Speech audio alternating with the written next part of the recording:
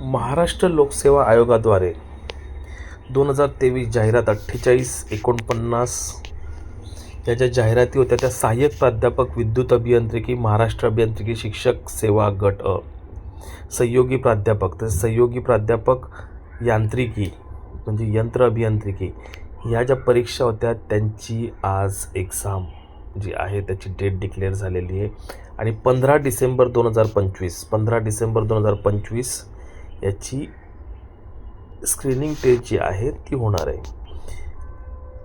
विद्युत अभियांत्रिकीची असेल सकाळी जी सामायिक चाळणी परीक्षा असेल ती 9 ते 10 मध्ये असेल आणि यंत्र अभियांत्रिकीची जी असेल ती 11:30 ते 12:30 असणार आहे.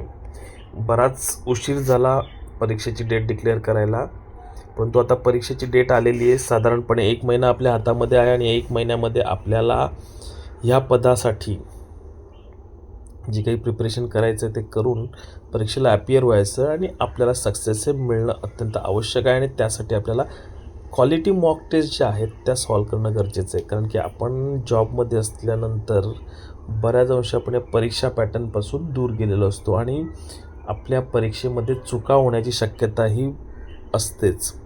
त्या चुका आपण आधीच टाळण्यासाठी जर मॉक टेस्ट सॉल्व केल्या तर आपल्या संभाव्य ज्या चुका होतात परीक्षेला त्या टाळता येतील.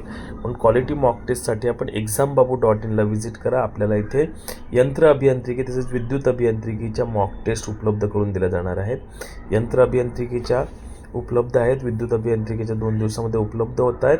exambabu.in ला तुम्ही व्हिजिट करा आणि इथे